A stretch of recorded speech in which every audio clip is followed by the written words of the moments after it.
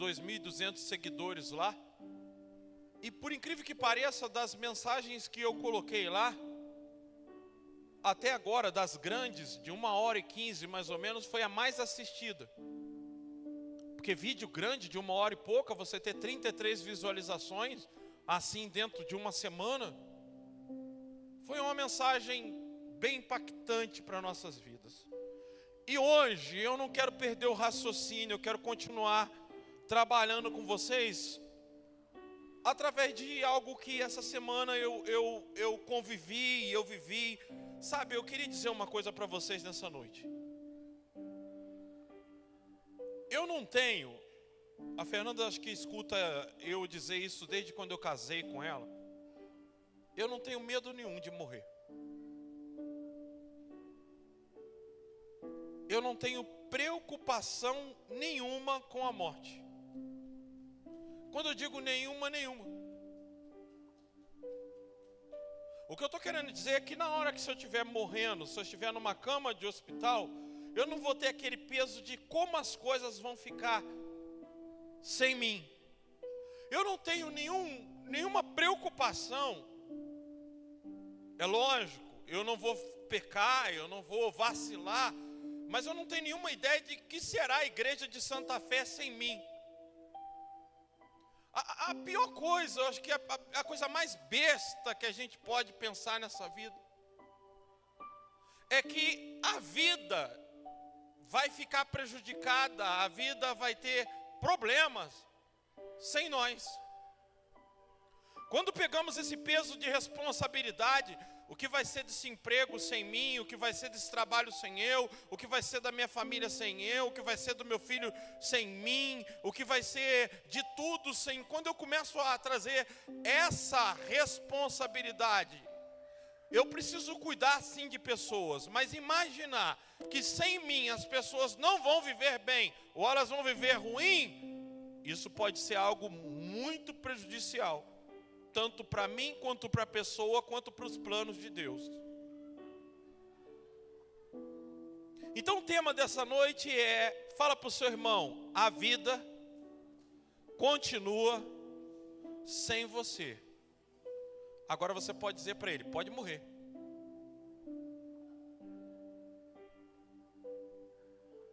Aliás, se puder acrescentar isso aí no tema, colocar na thumbnail da nossa live, a vida continua sem você. Fala para o seu irmão.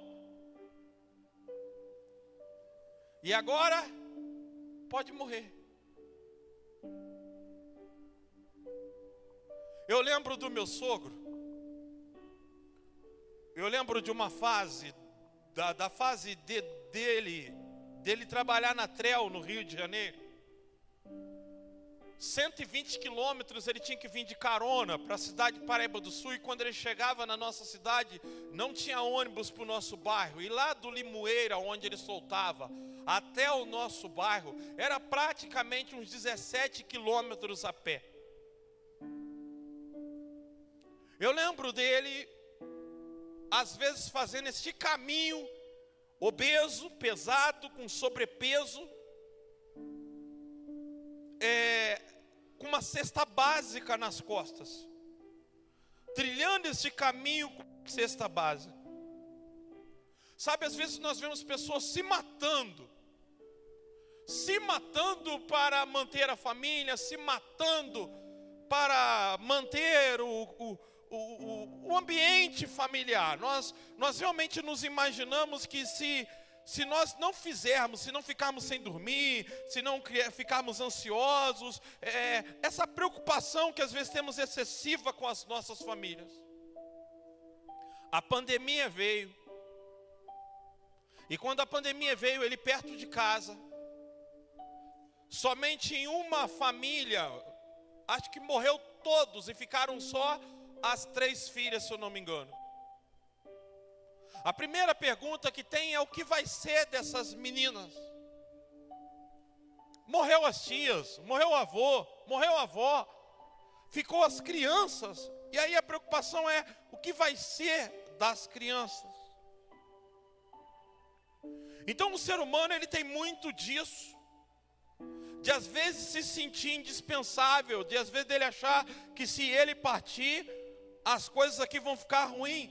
Olhe para a vida e observe que na maioria dos casos, quando se morre alguém, depois de 6 meses está todo mundo vivendo normal de novo.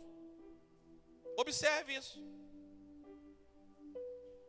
Observe que na maioria das vezes, quando morre alguém, depois de 6 meses a vida de todo mundo está continuando e tudo está normal novamente. Então eu sempre carreguei isso comigo, olhando por experiência, participando de muitos velórios. Eu sempre observei, às vezes eu olhava e dizia, o que vai ser dessa família agora? O que vai ser dessa mulher? Eu nunca vi as pessoas deixarem de viver ou a vida parar de continuar para essas pessoas. Às vezes eu vi até melhorar. Em Gênesis capítulo 21, vamos ler. Isso é natural do ser humano. Vamos ver que Abraão teve essa preocupação. Vamos olhar que por 2 vezes essa preocupação se segue, mas vamos entender que Deus está no controle de tudo. Aliás, antes de ler Gênesis capítulo 21, coloca Isaías 49, versículo 15. Isaías 49, versículo 15. Olha só. Porventura pode uma mulher esquecer-se tanto de seu filho que cria, que não se compadeça dele? Ou seja, Isaías está usando simbolicamente, profetizando, falando pelo Espírito Santo, do amor de mãe. Imagine você, pode uma mãe esquecer do seu filho que cria? Porventura pode uma mulher esquecer-se? Muda essa tradução, por favor, coloca a NVI. Haverá mãe que possa esquecer-se do seu bebê que ainda mama e não ter compaixão do filho que gerou? Pode haver isso? Pode acontecer de uma mãe esquecer-se. A gente sabe, gente, quantas mães têm filhos e joga no lixo e de repente vai lá, um cachorro encontra, arrasta a bolsa, alguém encontra uma criança jogada. Quantas vezes uma criança é abandonada? Sabe, eu fico olhando, irmãos, para a Bíblia, e eu lembro de 2 personagens que tiveram que ser jogados na vida. Um foi José, que tinha um pai que embabacava ele, um pai que super protegia, e a Bíblia diz que Jacó protegia José, não deixava José sair, ficava limitando a vida de José, e Deus teve que criar uma situação, porque ele tinha um plano na vida de José. Agora, uma passagem bíblica de um dos maiores homens da Bíblia, um dos maiores homens da Bíblia, que sabemos que já existiu fora Jesus, foi Moisés. E a Bíblia vai dizer que Moisés, ele, quando nasce, a sua mãe, Joquebede, ela é interessante, né? Ela não coloca a criança dentro d'água, ela faz um cesto, ela coloca o menino no Nilo, e o Nilo era cheio de jacaré. Pensa num rio cheio de crocodilo, era o rio Nilo. E ela coloca esse bebê num cesto e deixa ele embora no rio.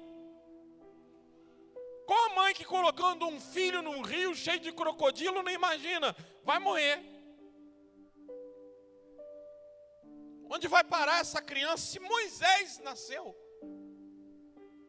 E como criança, a primeira experiência que ele tem é ser pegado pela mãe que amamentava ele e ser colocado no rio. Mas a Bíblia vai dizer que a Miriam acompanha o cestinho de longe, vê que a filha de Faraó pega a criança, estava se banhando, pegou a criança e disse, olha, não tem alguma mãe hebreia, porque Faraó havia mandado matar todos os meninos, e olha só o que Deus faz. Joquebede põe o menino no rio, entrega o menino para a vida. Observe que na Bíblia as pessoas que Deus teve maior plano na vida delas tiveram que passar pelo momento de solidão, de deserto. Davi teve que ir para o deserto, viver numa caverna, viver sem a família dele, fugindo de Saul. Parece que os maiores personagens de Deus tiveram que experimentar um momento de solitude, solidão, de abandono. Por quê? irmãos, pessoas à nossa volta dá a impressão de superproteção, dá a impressão de que sem elas nós não vivemos. E às vezes Deus precisa nos levar para um lugar onde nós não temos mais essa proteção, para sabermos que sem as pessoas a vida continua.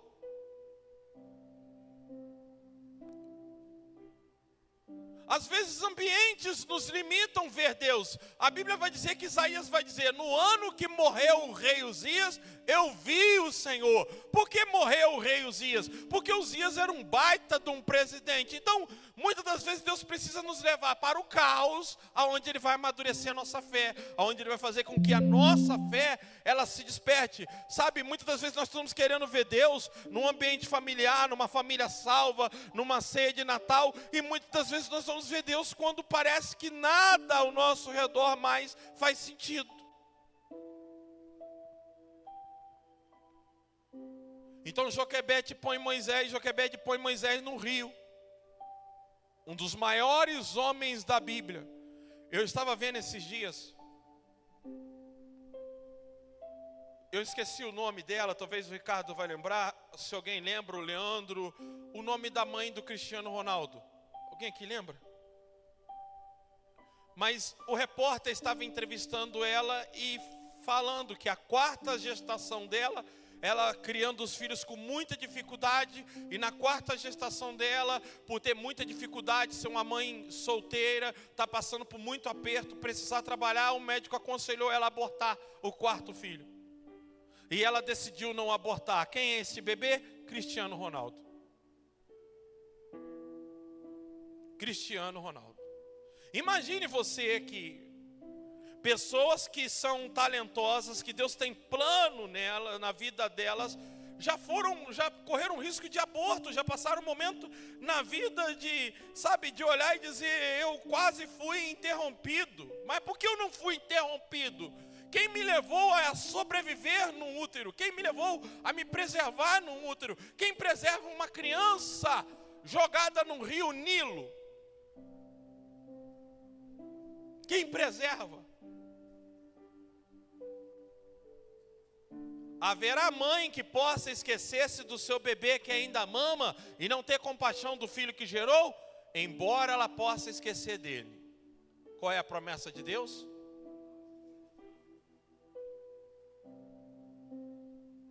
Eu não me esquecerei.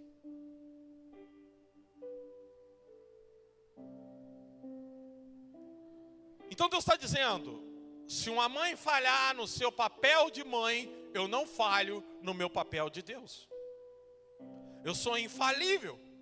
Se uma esposa falha no seu papel de esposa, e aqui fica uma palavra, irmãos, porque muita gente fala assim: se minha mulher me trair, eu vou destruir a minha vida, eu vou matar, vou acabar. Se o meu marido me trair, se isso acontecer, minha vida acaba. Cuidado quando você coloca a tua vida nessas pessoas. Às vezes aquela pessoa está te traindo, está vindo uma melhor. Às vezes aquele está te traindo, está vindo alguém melhor. Deus está colocando algo melhor, mas tem pessoas que limitam a vida delas a pessoas, aquela pessoa, dizendo: sem essa pessoa eu não vivo, sem essa pessoa não dá para viver.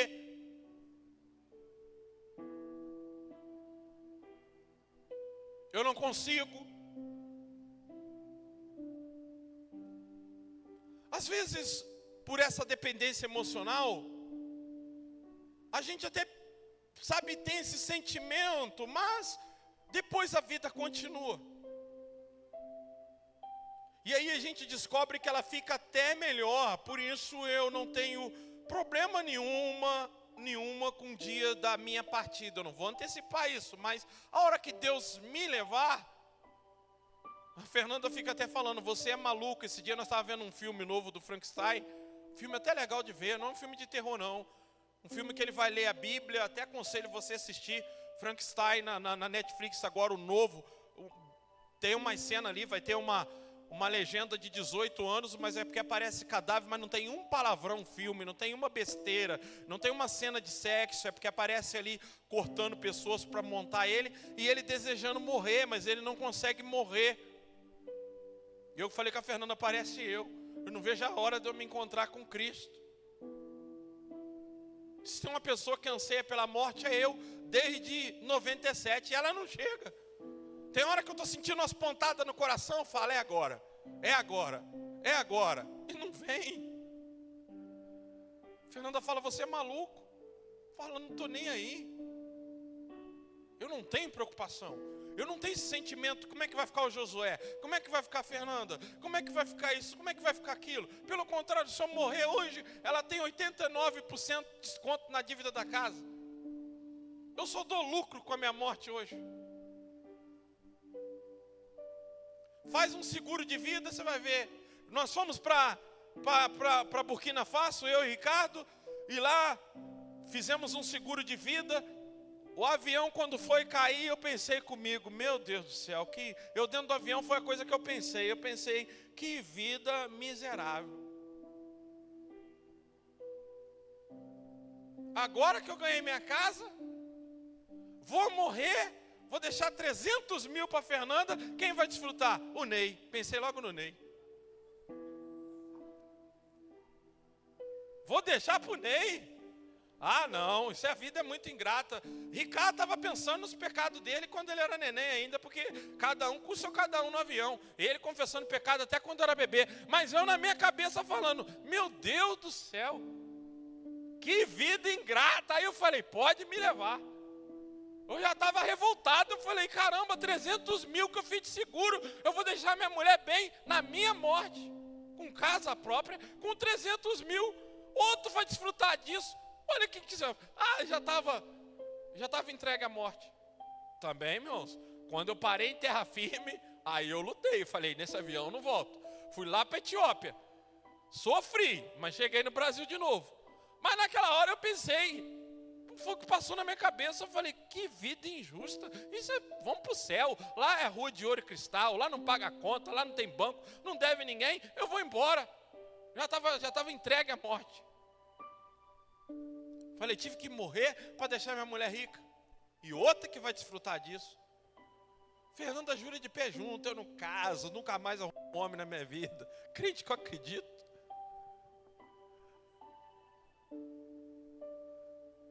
Fica aí os irmãos, primeira coisa que começa é Joyce, Ricardo, Val, Edjane, Fernanda. Pastor foi, você está nova, é bonita, a vida continua. Ó, arruma outra aí. Eu já sei por onde vai vir.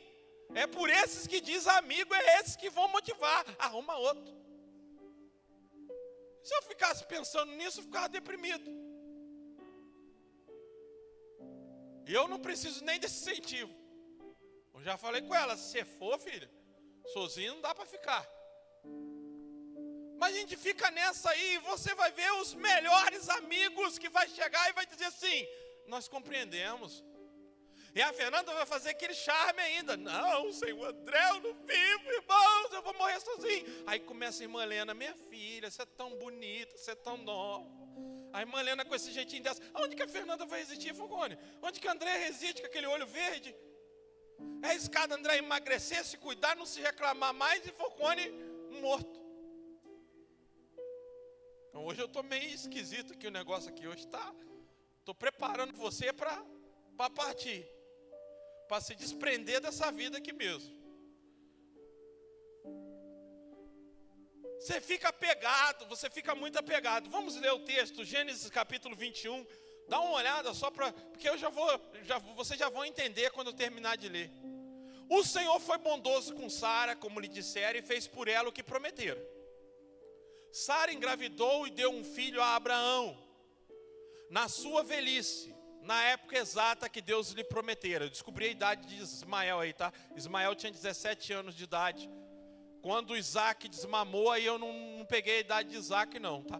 Mas um menino para ter desmamado aí, vamos colocar aí, eu não vou chutar, não vou arriscar quanto que uma criança mamava naquela época não, porque viviam-se 200, 300 anos aí, então não sei se mamava até 10 ou 20, mas depois talvez eu descubro. Mas Ismael tinha 17 anos. Abraão deu o nome de Isaac ao filho que Sara lhe dera. Quando Isaac, o seu filho, tinha 8 dias de vida, a Bíblia, né? Então tinha 8 dias de vida. Quantos anos tinha Ismael? 17 anos. Abraão circuncidou conforme Deus lhe tinha ordenado. Abraão não, aí eu distorci, volta lá o texto lá. Espera aí. Uma coisa é ele estava lá com 5 dias de vidas e Abraão circuncidou ele, tá? Outra coisa, aí passa o texto, porque aí de um capítulo para o outro pode passar 20, 10, 8 meses. Gênesis tem muito isso. Capítulo 5. Está falando que ele foi circuncidado aos 8 dias. Abraão tinha 100 anos de idade quando Isaque, o seu filho, nasceu. Sara disse: Deus me encheu de riso, e todos que souberem disso rirão comigo. Ela acrescentou: quem diria a Abraão que Sara amamentasse filhos? Contudo, eu lhe dei um filho na sua velhice. O menino cresceu, tá vendo?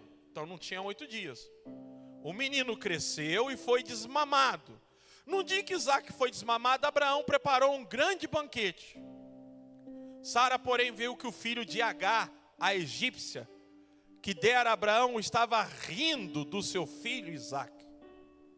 Então ela disse a Abraão: mande embora aquela escrava e o filho dela. Deixa eu só falar uma coisa para vocês aqui. Abraão morava em tenda. Abraão, até para enterrar a Sara, ele precisou comprar um campo. Abraão não tinha casa alugada, não tinha cidade, não tinha lugar para mandar eles não.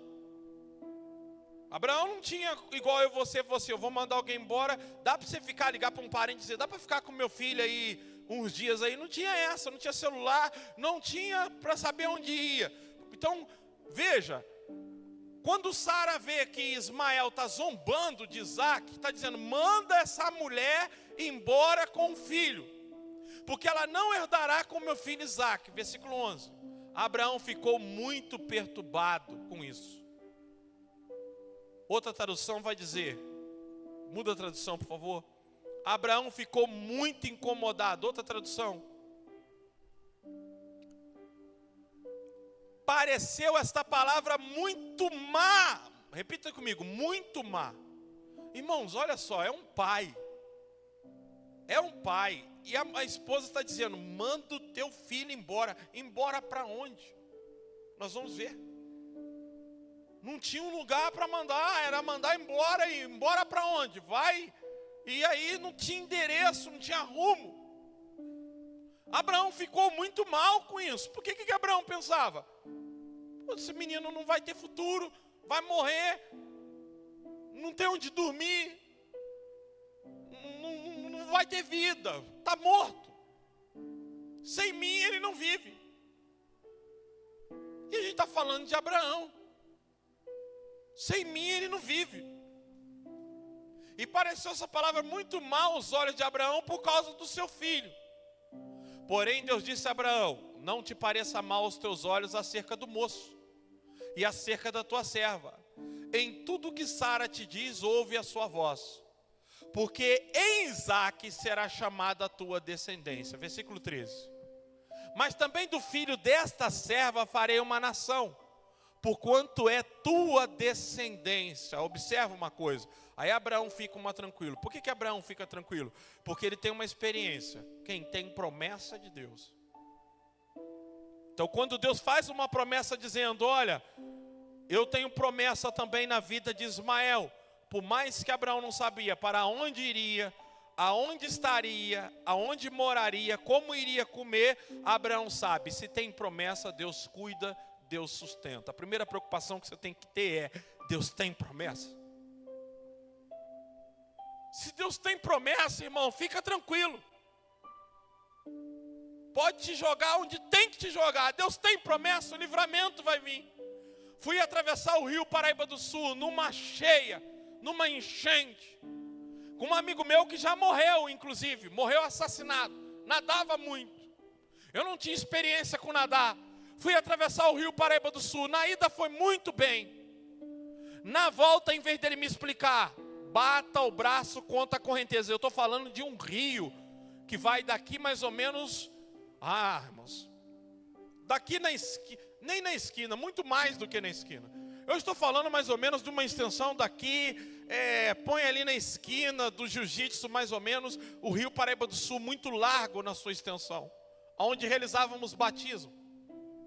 E ele estava na época de cheia, dava aqueles redemoinhos, Muita gente morreu naquele local. Atravessamos, chegamos na ilha, no meio do rio. Na hora de voltar, ele em vez de me explicar, bata o braço contra a correnteza. Por quê? Porque havia um lugar de remanso, onde a água ficava rodando, rebojo, que não podíamos cair ali de jeito nenhum. Tínhamos que aproveitar a correnteza. Só que o que eu fiz? Em vez de eu bater o braço contra a correnteza, eu bati a favor dela e eu caí justamente naquele lugar. E ali eu nadava e não saía do lugar. Eu só escutava as pessoas do outro lado dizendo, vai morrer. Eu bati o braço, e o remanso rodando, a água me puxando, não tinha correnteza para me ajudar a atravessar. E ali eu simplesmente disse, agora acabou, e me entreguei. Só que quando eu me entreguei, não sei como, debaixo dos meus pés, uma pedra. Eu só fiquei com essa parte do queixo pro lado de fora. Uma pedra debaixo dos meus pés. Eu nem crente eu era. Quando eu apoiei a ponta dos meus pés naquela pedra e fiquei com a mão aberta ali, que eu respirei, eu pensei, eu preciso abaixar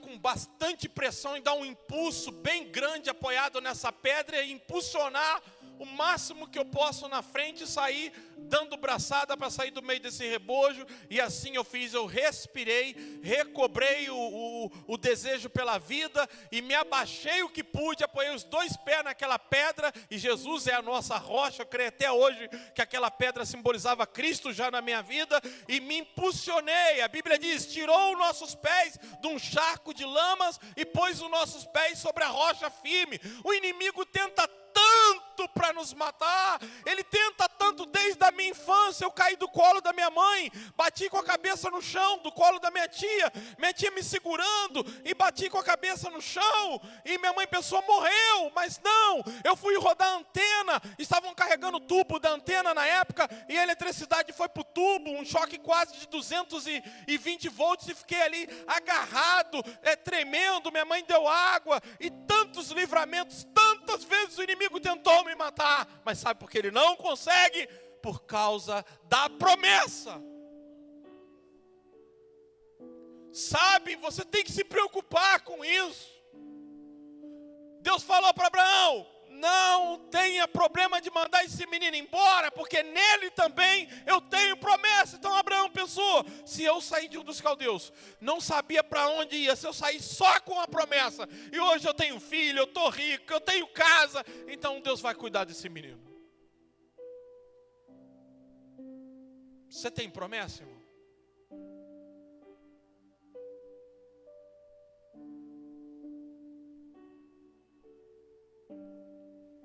Mas também do filho desta serva farei uma nação, porquanto é tua descendência. Versículo 14.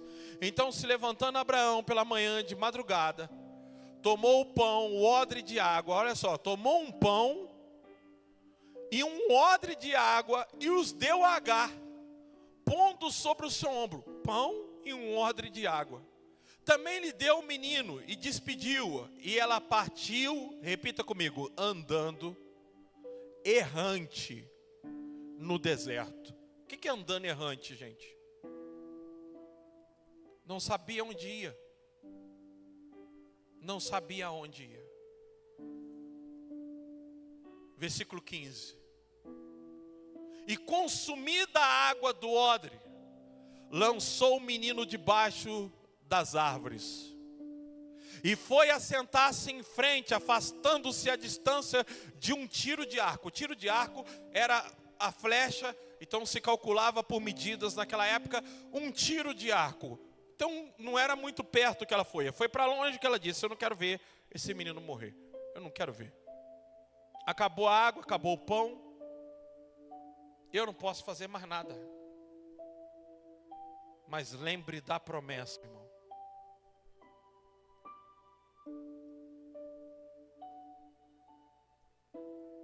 E olha só o que ela vai dizer. O que ela disse?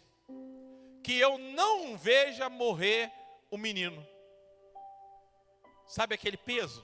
Sem mim essa família não vive, sem mim as coisas não funcionam, sem mim. Um dia um empresário virou para mim lá em Atibaia e disse assim para mim: se eu parar de dizimar nessa igreja, ela fecha. Eu nem sei mais o que é da vida dele, da empresa dele. Eu sei que a igreja está aberta até hoje. E ele não é de lá mais. Que eu não vejo o menino morrer. Assentou-se em frente, levantou a sua voz e chorou. Repita comigo: e ouviu Deus o choro da mãe. O que Deus ouviu? Isaac era filho de quem? Ele tinha 17, Ismael era filho de Abraão. Ele já tinha visto o seu pai orar, irmãos. Olha, lá na casa de Abraão, o que ele fazia era rir. Era um ambiente em que ele era sarcástico, era um ambiente em que ele era um zombador, mas agora ele vai para um ambiente onde ele olha a mãe à distância chorando, ele vê a agonia da sua mãe, ele está debaixo de uma árvore, ele tem 17 anos, e a Bíblia vai dizer que a mãe está chorando, e ali ele ora. Ouviu Deus, não o choro da mãe, ouviu a voz do menino. O menino tinha aprendido, visto o seu pai orar, e ele está lá orando.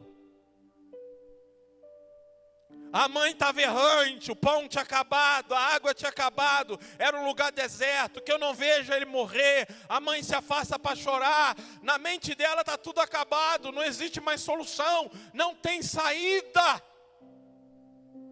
Mas irmãos, não existe deserto para Deus, não existe lugar errante para Deus, não tem quem ande errante, irmãos. Muitas das vezes parece que nós estamos andando em círculo, ou estamos realmente num labirinto, ou estamos numa situação sem saída, mas preste atenção na promessa.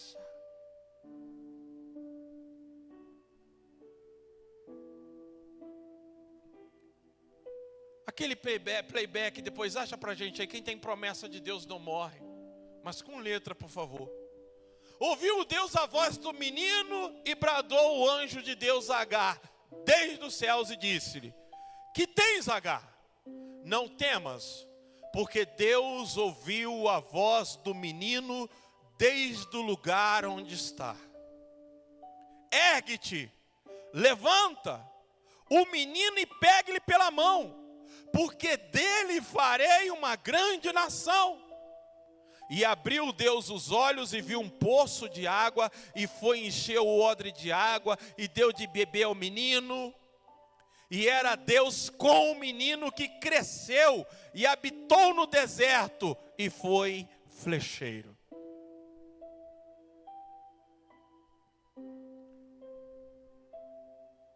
Versículo 21.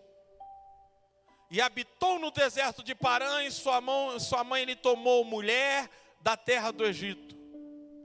E aconteceu naquele mesmo tempo que Abimeleque, com Ficol, o príncipe do seu exército, falou com Abraão, dizendo: Deus é contigo em tudo o que fazes. Então observe você que nós vemos Abraão pensando o que vai ser do menino, mas o coração de Abraão descansa quando Deus faz o quê? Deus disse: Abraão, eu tenho promessa na vida do menino.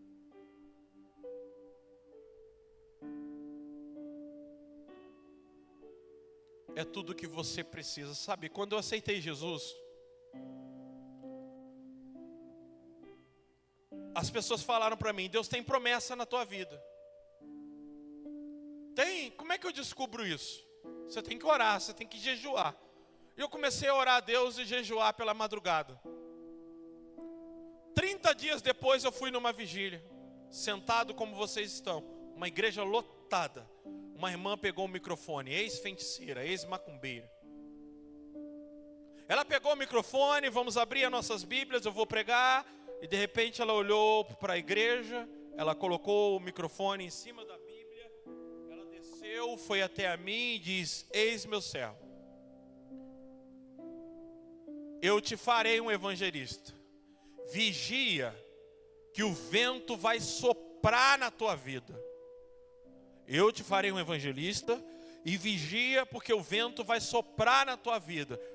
Ou seja, você nunca vai ficar sem luta. Você vai passar por tempestade atrás de tempestade. E isso aí, irmãos, é uma coisa que não falha na minha vida. Come da minha palavra. Eis meu servo que eu te farei um evangelista, vigia que o vento vai soprar na tua vida e come da minha palavra. A próxima revelação de Deus foi uma visão.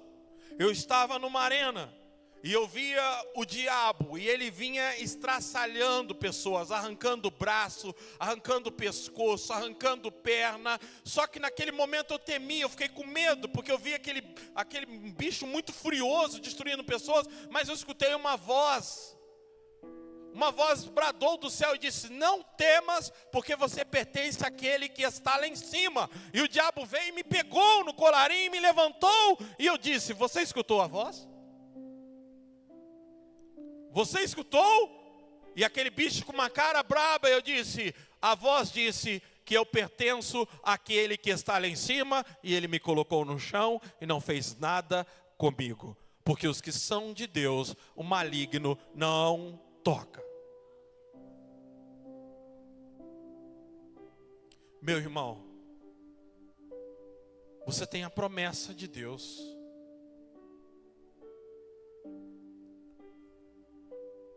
E é tudo o que você precisa na tua vida. Tudo o que você precisa é ouvir essa promessa, é lembrar dessa promessa, é relembrar dessa promessa. Nós não podemos esquecer, porque aquele que nos prometeu é fiel para cumprir. Me veio até outro louvor agora. Eu tenho a marca da promessa. Eu tenho a marca da promessa. Então Deus sabia, irmã Helena, quando Abraão estava preocupado, seu irmão, Abraão ficou muito preocupado, mas até um certo ponto, Ricardo, aonde acabou a preocupação de Abraão, foi quando Deus falou assim: Abraão, eu tenho promessa na vida do menino. Abraão descansou e disse: quando ele me tirou dos caldeus, ele disse: Abraão, sai da tua terra, sai do meio da tua parentela e vai para uma terra que eu te mostrarei. Eu saí sem nada, saí pelo deserto errante e até que ele cuidou de mim, não me faltou nada, eu só tenho enriquecido. Então, se ele tem promessa, pode sair errante, pode ir para onde for, ele pode estar andando errado, mas Deus encontra ele. Deus vai encontrá-lo aonde ele estiver ou aonde ela estiver. Veja que Ismael, na casa de Abraão, ele era um zombador. No deserto ele é um homem de oração.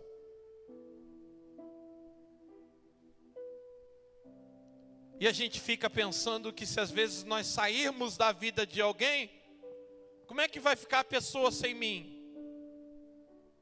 Como é que ficaria Ismael se ele permanece na casa de Abraão? Ficaria ali sendo um zombador, ficaria sendo um segundo, ficaria vendo Isaac ser paparicado, recebendo as promessas, ficaria ali como filho da parábola, o mais velho, que o pai ficou lá, que ficou todo invejoso quando o filho mais novo voltou. Mas aí Deus fala: deixa ele ir, Abraão, libera ele, deixa ele aos meus cuidados. Você não cuida melhor do que eu, você não trabalha melhor do que eu. Então, irmão, descansa. Na hora que chegar a sua hora de partir, chegou a sua hora. Não fica pensando que se você sair da terra, o pessoal aqui vai ficar mal porque você saiu, não. Talvez vai melhorar. Mas isso te deixa triste? Não. Eu já disse para vocês num culto aqui que o casamento é até que a morte nos separe, mas com Jesus é até que a morte nos aproxime. Se cremos que iremos para um lugar aonde Deus habita e aonde não haverá mais choro, aonde a Beth não vai precisar mais andar de cadeira de rodas, aonde a Beth não vai precisar mais ser colocada de uma forma constrangedora dentro de um carro, mas lá ela vai recuperar. Eu me lembro que uma vez eu estava eu e a Fernanda estávamos para casar e nesse dia eu estava reclamando muito com ela, porque eu falei, poxa, ainda falta isso, e Deus estava dando tanta coisa, irmãos, para o nosso casamento. Deus estava dando tanta coisa, deu escada a caracol, o vestido de noiva, televisão, e Deus estava abençoando, usando a vida do engenheiro. Eu vinha com dinheiro até na meia, mas eu reclamando, e quando eu cheguei na casa dela, ficava duas meninas lá, que a mãe dela saía com uma amiga, e de vez em quando deixava duas amigas lá, era a Franciele, a outra eu esqueci o nome. A irmã da Franciele, lembra?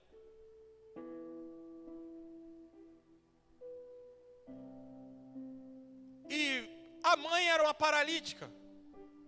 Dona Célia, não era isso? Uma paralítica. O pai, um alcoólatra, estava internado numa cidade fazendo tratamento. E eu cheguei lá, comprei uma Coca-Cola, ainda bebi a Coca-Cola, um pão com mortandela, e sentei na mesa com a gravata, vim do culto, e eu reclamando com a Fernanda, está faltando isso, faltando aquilo. Eu olhei aquela menina, ela estava olhando pela janela, eu chamei ela para comer, e ela não quis, e de repente eu reparei que ela estava triste. Eu perguntei, por que você está triste? E ela disse, porque minha mãe é paralítica, e meu pai está internado em uma casa de alcoolismo. Eu estou até agora aqui, pensando, querendo ver minha mãe, com saudade do meu pai, e eu estou até agora preocupada com isso. Eu fui orar pela mãe daquela menina. Ela era uma crente. E eu fui lá, sabe, dizendo, ela tem que andar, poxa. Ela não pode ser paralítica. A filha precisa que ela levante, que cuide dela. E era uma mulher sábia, uma mulher de Deus, Dona Célia. Eu entrei, novo convertido, coloquei a minha mão na cabeça dela e convicto de que ela tinha que andar, porque ela tinha que cuidar das suas filhas, porque aquelas meninas estavam numa situação difícil. Eu coloquei a minha mão na cabeça dela e orei com toda a convicção de que Deus me ouviria, e nada aconteceu. E ela viu que eu fiquei muito frustrado. Ela disse, meu filho, deixa eu te falar uma coisa. Eu não sou a verdadeira paralítica. Eu não sou a verdadeira paralítica. Eu disse, como assim, Dona Célia? Ela disse, meu filho, isso aqui é temporário. Daqui a pouco eu vou recuperar minhas pernas de novo e os meus movimentos. Eu não tinha lido João capítulo 3 ainda, versículo 3. Coloca na tela, João 3:3. Jesus respondeu e disse, em verdade te digo, que aquele que não nascer de novo, não pode ver o reino de Deus. Veja que esses são os verdadeiros cegos. Quem é o verdadeiro cego? É aquele que não nasceu de novo. Aí ele vai falar no versículo 4. Disse Nicodemos, como pode um homem nascer sendo velho? Pode porventura tornar a entrar no ventre da sua mãe e nascer? Versículo 5. Jesus respondeu, na verdade te digo, aquele que não nascer da água e do Espírito não pode o que, irmãos? Entrar. Esses são os verdadeiros paralíticos. Tem perna, mas não vão poder entrar no céu. Ela estava dizendo, eu não tenho perna, mas eu vou entrar lá. Porque quando ele vier buscar, ele não vai precisar de perna. Para onde nós vamos, nossa perna, esse corpo não vai fazer sentido de mais nada. Seremos transformados nos ares. Diz a Bíblia que encontraremos com ele. E lá não haverá mais choro, nem pranto, nem tristeza, nem doença, nem tratamento. E com ele viveremos eternamente. A Bíblia diz, como ele ressuscitou, nós iremos ressuscitar também. Em Atos 1:8, Jesus sendo levado aos céus, os discípulos olhando para os céus. Coloca. Eles estão olhando para os céus, e aí dois anjos se apresentam e diz, por que estão aí parados, olhando para os céus? O mesmo Jesus que estão vendo subir, voltará com poder e com glória. Por que estão aí parados olhando para os céus? Ele voltará.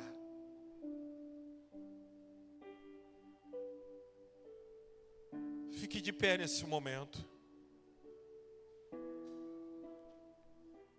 E preste atenção numa coisa.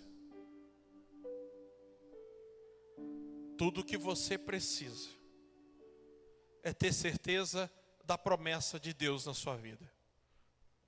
Porque enquanto essa promessa não se cumprir, as mãos de Deus vai te guardar, te guiar e te proteger. Você tem promessa de Deus sobre a tua vida? Então vamos cantar essa canção. Eu vou tentar, que faz muito tempo que eu não canto ela, mas vocês me ajudem em nome de Jesus. Pode soltar, por favor.